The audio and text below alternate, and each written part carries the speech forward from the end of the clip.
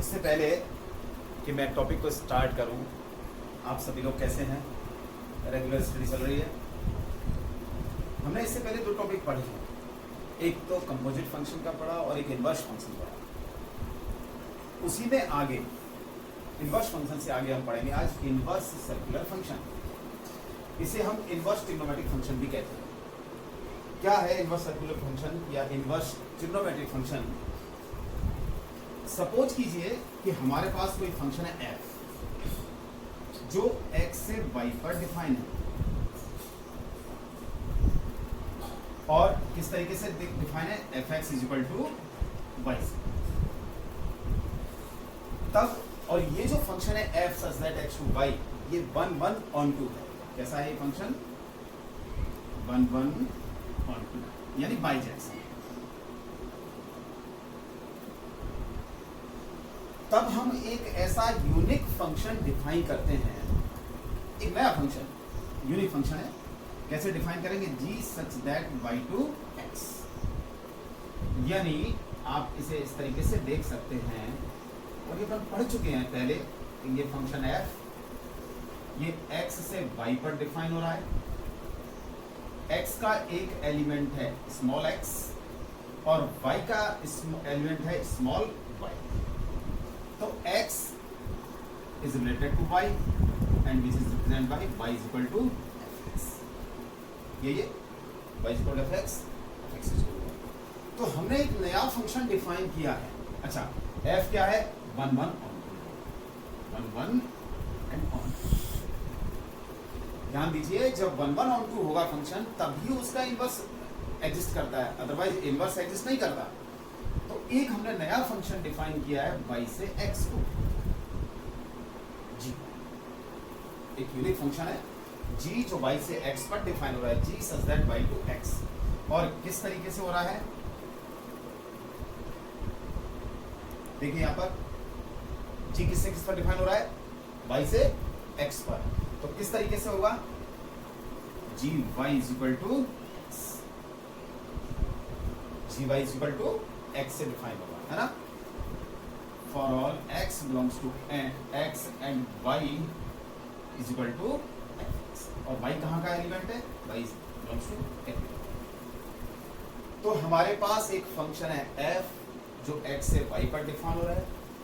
ये 1 1 on 2 है। ध्यान रखिए, जब फंक्शन कोई भी फंक्शन हो, जब वो 1 1 on 2 होता है तभी उसका इनवर्स एग्जिस्ट करता है। तो हमने क्या किया? एक नया फंक्शन डिफाइन किया g जो किससे किस पर है? y से x पर डिफाइन हो रहा है। और किस तरीके से? gy is equal to x, x belongs to x, x का एलिमेंट है, y का एलिमेंट है, and y is equal to fx। ठीक है? तब हम देख सकते हैं यहां से ये जो x है ये f का डोमेन ऑफ f, और ये जो y है वो रेंज ऑफ f का रेंज। जब फंक्शन f x से y पर डिफाइन हो रहा है, फिर हमने एक नया फंक्शन डिफाइन किया y से x पर g। तब ये क्या हो गया? Domain of g। और ये क्या चीज हो गई? ये क्या चीज हो गई? Range of. क्लियर है? क्या क्लियर है? कि range of g is equal domain of f। देखिए ध्यान से, ये g की रेंज है, ये f का डोमेन है। ये f की रेंज है और g का डोमेन है। Domain of g is equal to range of f। तब ऐसी कंडीशन में g को, ये फंक्शन g है, इसे हम f का इनवर्स फंक्शन कहते हैं। क्या कहते हैं? f का इनवर्स फंक्शन यानी इनवर्स ऑफ f। और इसे कैसे रिप्रेजेंट करते हैं? f g is equal to f inverse. ध्यान दीजिए, ये जो g is equal to f inverse यानी g जो फंक्शन f का इनवर्स फंक्शन है ये भी 1 1 on 2 होता है। अब जब g भी 1 1 on 2 होगा तो इसका मतलब क्या है? सीधा सीधा इसका भी इनवर्स एग्जिस्ट करेगा। तो ऐसी स्थिति में हम g inverse is equal to कितना हो जाएगा, एफ हो जाएगा। तब देखिए g is equal to f inverse हो गया। अब कैसे हुआ g inverse is equal to f, g inverse, g की वैल्यू कितनी है एफ इनवर्स, तो F inverse whole to the power inverse, inverse inverse plus हो गया यानी एफ आ गया, ये चीज आ गई, ठीक है ना। तो एक चीज और नजर आती है अपन को, अपन ने उसमें थ्योरम में पढ़ा है, कंपोजिट फंक्शन में पढ़ा था, क्या पढ़ा था देखिए,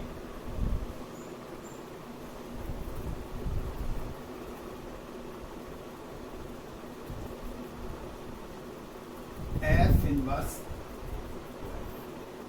ये पढ़ा था कंपोजिट फंक्शन की डेफिनेशन से, क्या लिख सकते हैं इसे, एफ इनवर्स एफ एक्स, और f x is equal to कितना होता है, कितना सब कुछ किया अपन ने, वाई, एफ इनवर्स वाई, और एफ इनवर्स वाई देखिए यहां से कितना हो जाएगा, जी एफ का इनवर्स है, जी क्या है एफ इनवर्स, तो एफ इनवर्स इज वाई, यहाँ एफ रखिए एफ इनवर्स रखिए, F inverse Y is equal to कितना हो जाएगा, एक्स हो जाएगा, ठीक है।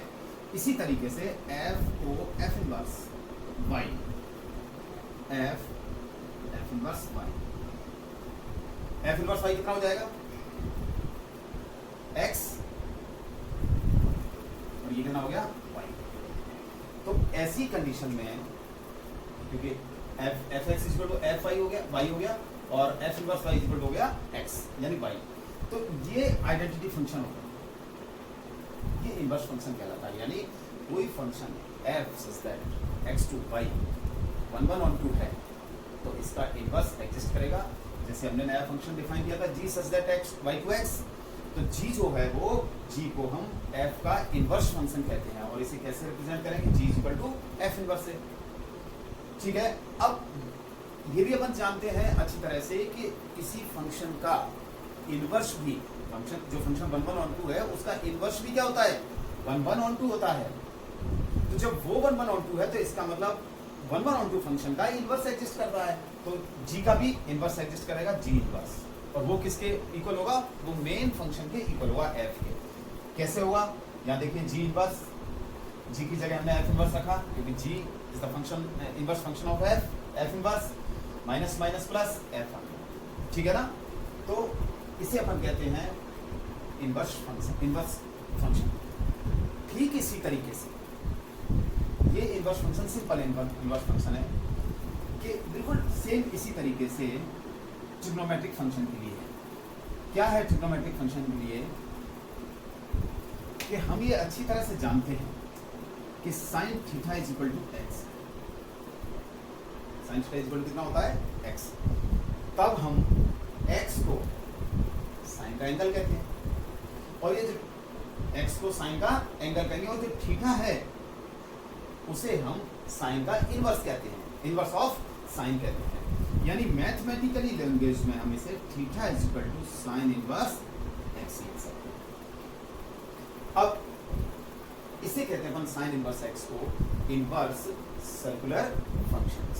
ध्यान दीजिए, sine theta is equal to x है हमारे पास, तब हम एक्स को, एक्स जो है वो उसको साइन ऑफ एंगल थीटा यानी साइन थीटा कहते हैं, तब और थीटा को हम साइन इनवर्स कहते हैं, जिसे हम theta is equal to sine inverse x से रिप्रेजेंट करते हैं। ये कहलाता है इनवर्स सर्कुलर फंक्शन। एक चीज और आपको ध्यान रखनी है यहाँ पर कि ये जो x है ये कोई भी रियल नंबर होता है, और रियल नंबर क्या होगा, -1 to 1 होगा। ये जो है ये एंगल होता है, ये कोई कांस्टेंट वैल्यू होती है, ये रियल नंबर होगा, और होता क्या है कि -1 से 1 के बीच में होता है, जो साइन इनवर्स की डोमेन होता है, और थीटा जो होता है वो एंगल होता है, ठीक है। तो sine theta is equal to x, तो theta is equal to sine inverse x. Theta को एंगल कहते हैं, और ये जो एक्स होता है ये वास्तव में रियल नंबर होता है, कुछ सभी रियल नंबर हो सकता है वैसे। तो इसका मतलब एक चीज क्लियर हो गई। क्या चीज क्लियर हो गई, कि जो साइन का डोमेन हो, अच्छा इस चलिए उसकी बात बाद में करते हैं, पहले इसके इनवर्स फंक्शन की ही बात कर लेते हैं। तो जैसे साइन इनवर्स है वैसे ही कॉस इनवर्स एक्स है ना, tan inverse x, sec inverse x, cosec inverse x और cot इनवर्स x। ये भी क्या है? Inverse function. ये सब इनवर्स सर्कुलर फंक्शन है, या अपन को हम इन्हें इनवर्स ट्रिग्नोमेट्रिक फंक्शन कहते हैं। लेकिन यहाँ आपको एक चीज ध्यान रखनी है। क्या ध्यान रखना है? कि इस साइन इनवर्स x में ये जो पावर है इसकी, ये -1 पावर नहीं है, ये तो इनवर्स फंक्शन को रिप्रेजेंट करने का तरीका है। यानी आप ये इसको जैसे साइन इनवर्स x लिखा हुआ है कहीं, तो आप इसे ऐसे में लिख देना 1/sin x, ये इक्वल नहीं है। वास्तव में अगर ये इस तरीके से होता sin x to the power -1, तब हम इसे 1/sin x लिख सकते हैं। ये चीज हमें विशेष तौर से ध्यान रखनी चाहिए, ठीक है? तो एक चीज क्लियर है ना कि जो साइन अच्छा, इसको अपन ऐसे भी नहीं लिख सकते हैं। साइन इनवर्स x को अपन ये भी नहीं लिख सकते sin x का whole to the power minus, ये भी नहीं लिख सकते। ये सब चीजें अलग हैं, तो इस बात का विशेष ध्यान रखें कि जो -1 लिखा हुआ है वो पावर नहीं है, बल्कि इनवर्स फंक्शन को रिप्रेजेंट करने का एक तरीका है। जैसे कंपोजिट फंक्शन में अपन उसको साइन के फलन को, कंपोजिट फंक्शन को को से रिप्रेजेंट करते थे, या f इनवर्स फंक्शन है ये से -1 से रिप्रेजेंट करते थे, ठीक वैसा ही है। तो ये चीज हो गई, यानी एक चीज तो क्लियर हो गई। क्या क्लियर हो गई? कि ये जो साइन ट्रिग्नोमेट्रिक फंक्शन होते हैं, हम साइन के एग्जांपल से कर रहे हैं, कि जो साइन का डोमेन होता है वो हमें अच्छी तरह से पता है कि set of all real numbers, यानी R होता है, ये डोमेन होता है। और साइन की रेंज क्या होती है? साइन की रेंज जो होती है वो -1 to 1 क्लोज इंटरवल में होती है, ठीक है ना? यानी sine such that R to -1 to 1। अब इस कंडीशन में हम अगर ध्यान से देखेंगे तो ये many one and onto function होता है। मैनी वन इसलिए क्योंकि बहुत सारी वैल्यू ऐसी होंगी, रियल वैल्यू, जिनके लिए साइन की वैल्यू सेम होगी। कैसे? देखिए यहाँ पर जैसे आपने साइन x है, ठीक है, मैंने ऐसे लिख दिया। फॉर एग्जांपल मैंने x इक्वल टू रखा 0, रियल वैल्यू है, sine 0 right, x equal to pi रखा, पाई तो रियल वैल्यू है, साइन पाई, इसकी वैल्यू भी 0। तो ये कैसा फंक्शन हो गया? ये आपका r आ गया, ये आपका -1 to 1 आ गया, ये f, या साइन लिखते हैं अपन, साइन लिखते हैं 0 पाई, 0 का भी इमेज 0, पाई की इमेज भी 0। कैसा फंक्शन हो गया? मैनी वन हो गया। और ऑन टू है क्योंकि रेंज इसकी -1 to 1 होती है, तो कोडोमेन भी इक्वल है, ऑन टू हो गया। हम ये अच्छी तरह से जानते हैं कि कोई भी फंक्शन अगर मैनी वन होगा, many one and onto होगा, तो उसका इनवर्स एग्जिस्ट नहीं करेगा। इनवर्स तो तभी एग्जिस्ट करता है जब वो फंक्शन 1 1 ऑन टू हो। अब फिर क्या करना है हमको? फिर हमें कुछ कंडीशन लगानी पड़ेगी, कुछ रेस्ट्रिक्शंस लगाने पड़ेंगे। और क्या लगाने पड़ेंगे? कि अगर हम इस डोमेन को चेंज कर दें और डोमेन को इतना सीमित कर दें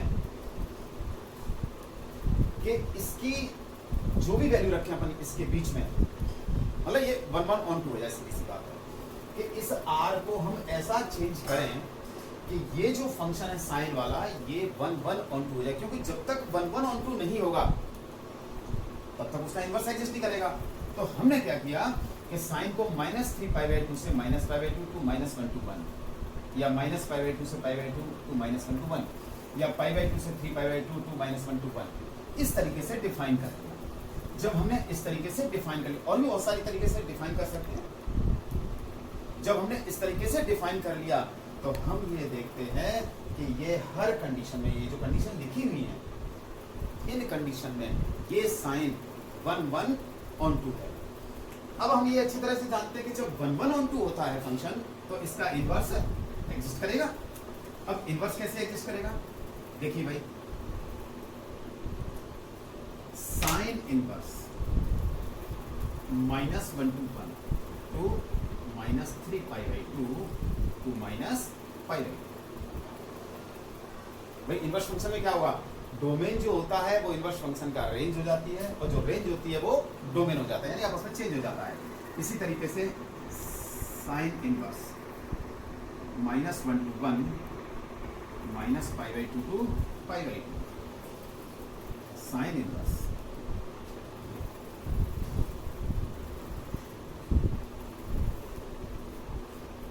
इस तरीके से, और भी बहुत सारे। तो जब ये 1/1 फंक्शन हो गया तो इसका मतलब ये है कि इसका इनवर्स एग्जिस्ट कर रहा है, ठीक है ना। तब हम ये जो इंटरवल होते हैं -3 π/2 -π/2 -π/2 π/2 π/2 3 ब्रांच की तरह से, जैसे पेड़ होता है ना, पेड़ होता है उसकी टहनियाँ होती हैं इस तरीके से, उसकी तरह से ये काम करता है। तब हम ये जो एक ऐसा इंटरवल यानी एक ऐसी रेंज ले लेते हैं, जैसे -π/2 से π/2 रेंज ले लें, तो ये जो वैल्यू होती है, ठीक है ना, इसे कहते हैं प्रिंसिपल वैल्यू ब्रांच। क्या कहते हैं, अगर हम इस तरीके से डिफाइन कर देंगे -1 to 1 to -π/2 to π/2, ये एक आइडियल कंडीशन है इसकी, तो इसे हम कह देते हैं प्रिंसिपल वैल्यू ब्रांच, ठीक है ना। ऐसी कंडीशन में ये जो है ये इसका डोमेन होता है, -1 to 1 क्लोज इंटरवल में -1 to 1 क्या हो जाएगा, डोमेन, और ये जो होती है वो ये रेंज, ठीक है ना। तो साइन इनवर्स फंक्शन है sine inverse x such that -1 to 1 to -π/2 to π/2। मैंने बाकी जो थ्योरी है, जो इतना जब सब कुछ कराया है, और जो फॉर्मूले हैं जो इस्तेमाल होंगे, वो डिस्क्रिप्शन में नीचे लिंक दे रखा है, उस लिंक में आप जाकर के क्लिक करेंगे तो वो आपको पूरी कंप्लीट थ्योरी और जो भी फॉर्मूले हैं बुक के वो सारे मिल जाएंगे। तो यहाँ पर हम देखते हैं कि साइन इनवर्स x इसकी ये डोमेन है, और ये इसकी रेंज, जिसे अपन क्या कहते हैं, प्रिंसिपल ब्रांच वैल्यू ब्रांच, या प्रिंसिपल वैल्यू कह सकते हैं अपन, ठीक है। अब एक्चुअली ये sine inverse x, cos inverse x, tan inverse x, sec inverse x, cot inverse x, इनकी वैल्यू किस क्वाड्रेंट में लाई करेगी, ये इस बात पर डिपेंड करता है कि x कैसा है, x पॉजिटिव है या नेगेटिव है। तो ध्यान दीजिए कि अगर x पॉजिटिव है तो सभी इनवर्स ट्रिग्नोमेट्रिक फंक्शन यानी sine inverse x, cos inverse x, tan inverse x, cosec inverse x, cot inverse x, sec inverse x, सभी की वैल्यू फर्स्ट क्वाड्रेंट में लाई करेगी। अगर x नेगेटिव है यानी लेस देन 0 है तो sign inverse x, tan inverse x, cosec inverse x की वैल्यू फोर्थ क्वाड्रेंट में -π/2 to 0 लाई करेगी, और कॉट इनवर्स x और सेक इनवर्स x की वैल्यू सेकंड क्वाड्रेंट में यानी π/2 से π के बीच में लाई करेगी, ठीक है ना। तो ये अपन अगर इनको ध्यान रखेंगे तो इनकी सहायता से हम क्वेश्चंस को बड़ा इजी कर लेंगे।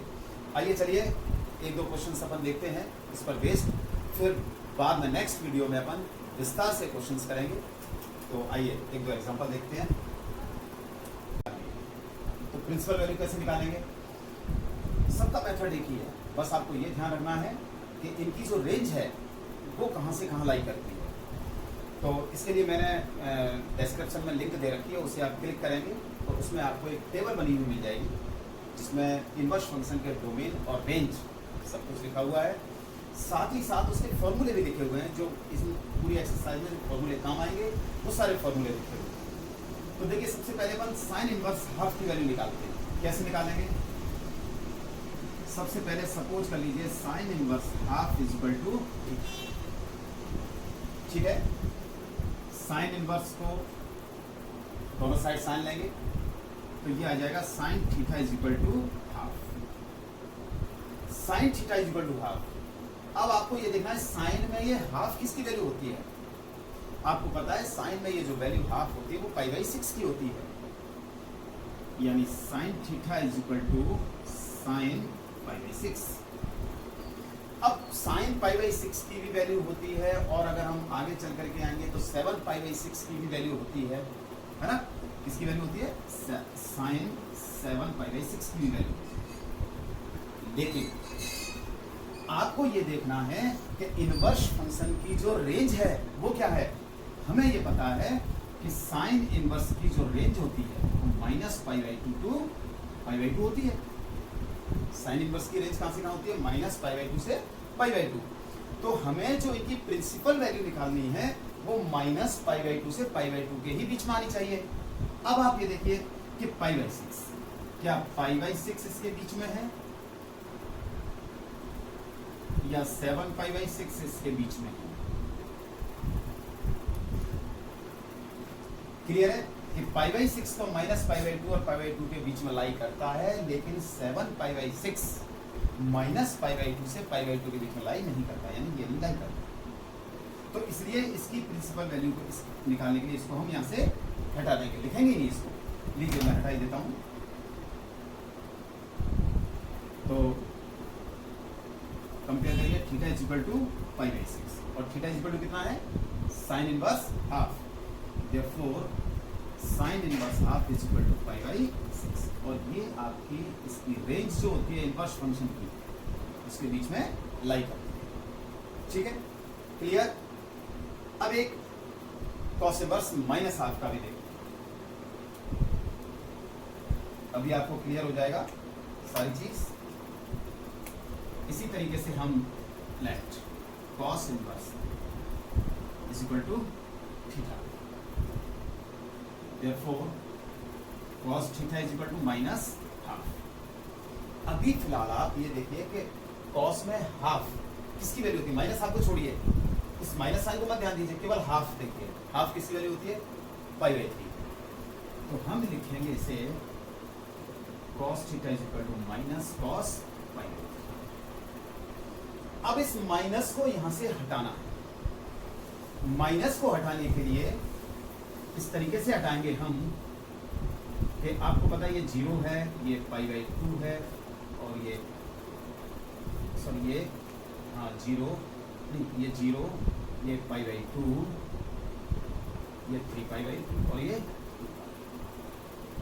जब इस ट्रिग्नोमेट्रिक फंक्शन के आप क्वेश्चंस करें तो सिर्फ 2 का इस्तेमाल करें, पाई का इस्तेमाल करें, 2 पाई का इस्तेमाल करें चेंज करने के लिए। पाई बाई 2 और 3 पाई बाई 2 को अवॉइड करें। क्यों अवॉइड करें?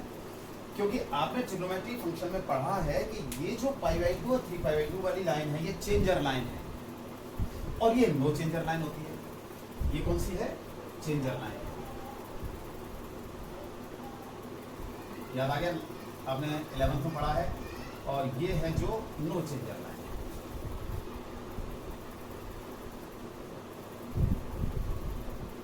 तो पाई और 2 पाई से चेंज नहीं होता ट्रिग्नोमेट्रिक रेशियो, लेकिन पाई बाई 2 और 3 पाई बाई 2 से ट्रिग्नोमेट्रिक रेशियो चेंज हो जाता है। जैसे साइन कॉस में, कॉस साइन में, टेन कॉट में, कॉट टेन में, सेक कोसेक में, कोसेक सेक। तो हमें चेंज नहीं करना है। अब हमें ये पता है कि माइनस कॉस पाई बाई 3, तो ASTC के अकॉर्डिंग सेकेंड क्वाड्रेंट में इसमें आप हमेशा पाई माइनस एक्स इस्तेमाल करें, इसमें हमेशा आप पाई प्लस एक्स इस्तेमाल करें। ये क्वेश्चन करने का सबसे बढ़िया तरीका होता है। इसमें आप 2 पाई माइनस एक्स इस्तेमाल करें और इसके लिए 2 पाई प्लस एक्स। तो आपको पता है सबसे पहले क्या रहा है, स्टार्टिंग करते हैं तो पाई माइनस एक्स सेकेंड क्वाड्रेंट। आपको पता है सेकेंड क्वाड्रेंट में कॉस नेगेटिव होता है। सेकेंड क्वाड्रेंट में कॉस कैसा होता है? नेगेटिव होता है। तो हमारे पास एक फॉर्मूला होता है cos pi minus x is equal to minus cos x. हम इस फॉर्मूले का इस्तेमाल करेंगे और इस माइनस को इस फॉर्मूले की हेल्प से हटाएंगे। तो देखिए कितना आ जाएगा, cos theta is equal to cos pi minus pi by, cos 2 pi by, pi में से पाई बाई 3 तो 2 pi by 3 cos theta. Therefore theta is equal to 2 pi by 3। अब एक चीज और रह गई, हमने ये तो देखा ही नहीं कि कॉस की रेंज क्या है, कॉस इनवर्स की रेंज क्या होती है। तो कॉस इनवर्स एक्स की जो रेंज होती है वो 0 to पाई होती है। हमें ये देखना है कि क्या ये 0 to पाई, 0 से पाई के बीच में लाई करती है या नहीं करती, आता है वैल्यू, तो कोई दिक्कत नहीं है। और थीटा इज इक्वल टू हमने क्या सपोज किया है, cos inverse minus half is equal to 2π/3, यही आपका, ठीक है।